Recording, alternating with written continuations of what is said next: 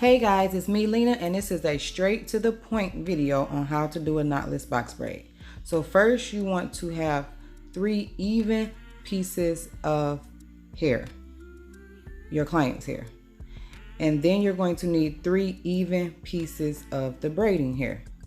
And you want to do like a right, left, right method. Or if you start on the left side, that's fine. You could do left, right, left. But you want to add 1 into each side. And you want your pieces to be even. And all you need is 3. It doesn't matter if you're doing small, medium, or large. Get 3 even pieces of weave to match 3 even pieces of your client's hair. And that is going to give you a perfect knotless box braid every time. I know because I do it and it works.